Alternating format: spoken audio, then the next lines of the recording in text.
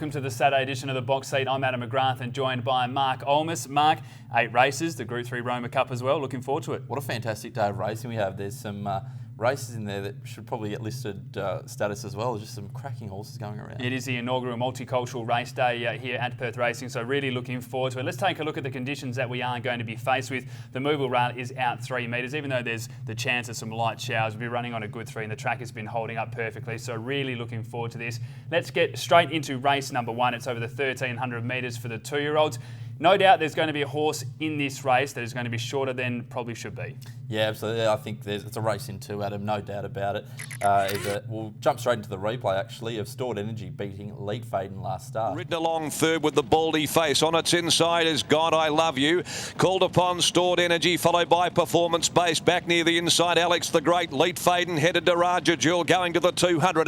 Lead Faden a half to 3/4 to Raja Jewel. Stored Energy is starting to quickly bridge the margin. Pikes at work on Lead Faden from Stored Energy. Stored Energy draws alongside of Lead Faden and might have got it right on the... It's a really strong performance there by Stored Energy. Been knocking on the door for a while, and what I liked about this was the form leading into it. You take a look at the River, Whispering Brook, these types of races. Finished second, of course, in the 2-year-old Magic Millions as well. So this filly's got a lot of class. Just got concerns about how long it took her to gather up Lead Faden on a day where it was probably suited. And then as well, that after the race, Stan Bates didn't think she had many more runs, and they're going again. I'm just wondering if they've taken too much of a bite of a cherry here and maybe should have just put her out for a spell after that performance. But it was a good win, and the biggest thing was it was a well-deserved win. She did have a freshen up between the Karrakatta Plate and last start, but she's just one of those run-on fillies. And look, she was running really well behind the likes of the River, as you mentioned, Adam, in the Magic Millions, and still ran well in the Gimcrack and the Karrakatta, I thought, and that was the perfect race for her to win last start. I think she's a massive chance here. I think she'll run on the 1,300 metres will suit.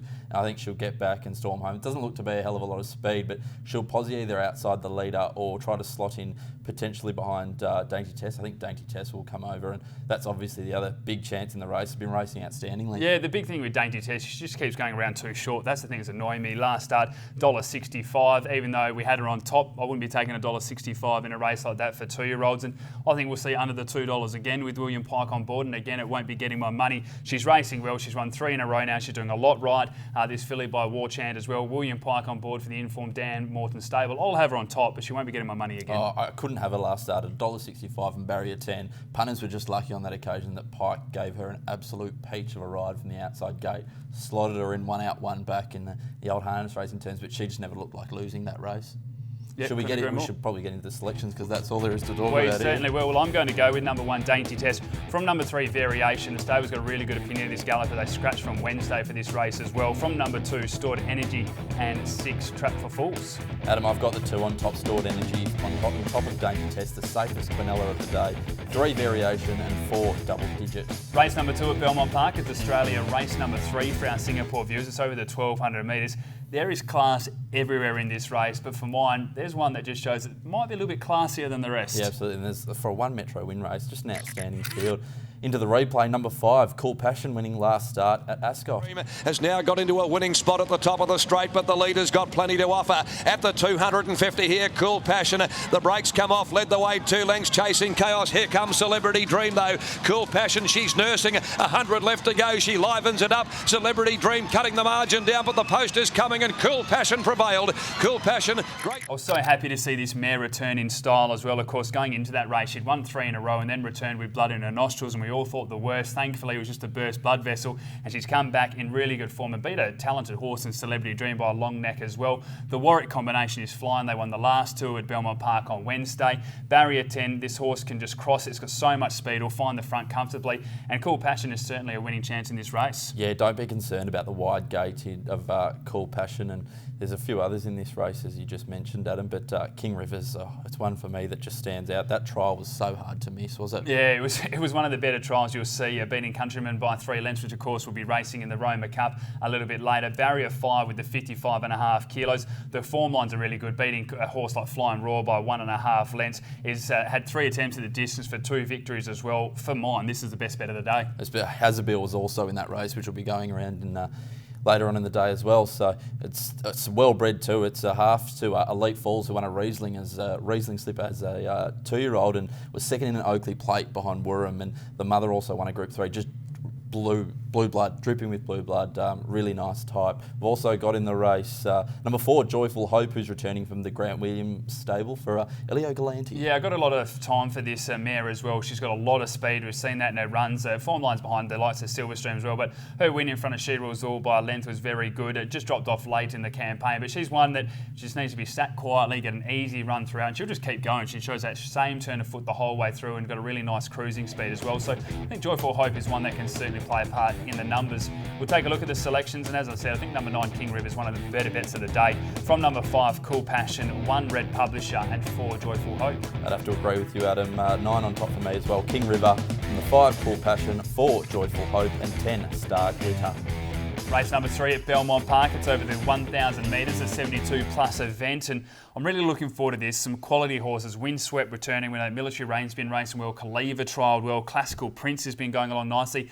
Then we've got some horses that have been racing in lower grades that are stepping up but are in really good form as well. Dupin Thompson, nice run, Rule to Win, just showed again that loves the Belmont track, and I thought Travelling was a really good performance as well. Yeah, the 3-year-old filly Military Reign back here, and Dupin Thompson, the old boy, just keeps racing well. We'll have a look at the replay though of last start winner, Rule to Win, winning very nicely at Belmont. Fireborn shading, Rule to Win, starting to work into the clear. Presenter tie over towards the fences next, followed by Travelling and Roger the Roman. Nearing the 200, Flirtatious in front. Rosinski around its heels, though, quickly closing. Rule to Win down the outside coming, and here's Roger the Roman and Travelling. Rule to Win comes at Rosinski. Travelling, Roger the Roman. Rule to Win, Rosinski. Travelling, I think Rule to Win. Well, we've talked about it so many times since returning to Belmont Park. There's just horses that find a different, another leg when they return to this track, and Rule to Win is one of those. Has now had the 13 runs at the track for 4 victories and 4 placings as well. Hadn't really been showing a lot of form leading into that race, but it was a strong performance, battled on strongly. Carries a 53 kilos again here. My biggest concern though is a 62 plus rating race and a 60 plus before that, into now a strong 72 plus. I just wonder where her form lines are going to line up. Yeah, you're dead right. It's question marks, and rightfully so. I do like the fact that this mare is now carrying 53 kilos with the claim of Jordan Turner, who we know is riding really well at the moment. It's great to see young Jordan Turner going well, and Travelling comes out of that race. Also with those races it comes out of where there's only less than half a length between the first 4, it's very hard to read those form lines and how well the horses are going. My biggest knock going into that race was that Travelling wants 1,200 metres. I spoke to Clint Johnson Porter straight after the race, and that was the exact advice again, was step up to the 1,200. They decided to stay at the 1,000 metres. For mine, this horse is just going to be caught short again in a quality field. You take a look, I know that it has won over the 1,000 prior on, but since returning and just getting more races under this belt, this horse has screamed out for that 1,200. So look, barrier 4, 55.5 with Jason Brown taking the ride, so you like the experience as well, but I think this horse is just going to run out of time. Let's talk about the filly quickly as well. The 3-year-old filly from the Darren McAuliffe yard, Military Reign, was really good 3 starts ago, winning the $100,000 Marjorie Charleston Classic, and has raced well since then. Yeah, she's raced well, as you mentioned. It was a good win there. She's been beaten by Born Supremacy in the recent 2. The biggest thing for mine was just William Pike after hopping off last start. Just had a couple of concerns about the way that she's running and settling, and she's almost just been left out there, and the others have taken advantage of her. Now, there is a little bit of speed in the race as well. Whether she gets it out comfortable out in front, we'll wait and see, but I think she might just be a little bit vulnerable in this run, but her form lines are very good if she does return to those top ones that we've seen. We'll take a look at the selections, and I'm going to go with number 1 Windswept. For mine, this is the best form by an absolute country mile in the race. From number 3 Classical Prince as well. The form lines are way superior from number 4 Military Reign, and then 5 Kaliva, 1, 3, 4 and 5. Adam, I've gone with the more inferior form lines, but I think they can take a step up, these horses. Number 7 Rule to Win. From 9 Travelling, 6 Dupin Thompson, and 4 Military Reign. Race number 4 at Belmont Park. It is over the 1,300 metres, and looking forward to this one, the return of the Cobbler, which was one of my favourites following last campaign. Scales of Justice as well, which has performed so well. Form lines there around Perfect Reflection. And also a horse that I think it's just sleeping under the radar nicely, but people are starting to pay attention of Great Shot, of course, which trialled really well recently as well. So it's going to be a very good race. Amazing trial, and didn't Cobbler have a stellar spring 3-year-old campaign? We'll go straight into the replay though of number 10 Klondike Kenny, who ran second behind Senso last start. It was a really good run. Klondike Kenny was able to get up onto the back of Esperanza. Senzo reached the lead going to the 300 though. Kicked about 3/4 clear from Key to Fame. Celebrity Dream, she's struggling to really let down. Klondike Kenny making ground. Senzo with 150 to go. A length and a half in front from Key to Fame. Klondike Kenny, the favourite's going to miss the placings, and Senzo wins it. Senzo, strong performance there by Klondike Kenny, as you mentioned. mentioned, hard to miss. As you mentioned, the form lines around Senso certainly holding up. But again, I've just got my concerns about the form lines prior to this. Cracker Vision, Lawrenson, Giddy Giddy Goo, they're midweek / provincial form lines at Bunbury sort of races as well. So now racing on a Saturday with a horse like the Cobbler, which has performed well in Magic Millions races, also Group 2 type of form. I just think Klondike Kenny's going to be caught out, but does have the biggest problems here. Barrier 2, 54 kilos, and Lucy Warwick. So they are 3 big ticks. Barrier, as you mentioned, Adam, Barrier 2 just gets a perfect run. I think 1,300 metres might suit as well. I don't think he wants any more than 1,400 metres. Also in the race, we have the Cobbler, as you mentioned, Adam. This horse is returning, and its trial behind Great Shot as well wasn't too bad. Yeah, good trial behind Great Shot, as you mentioned. 58.5 kilos, bit of a question mark stepping up with the weights there, but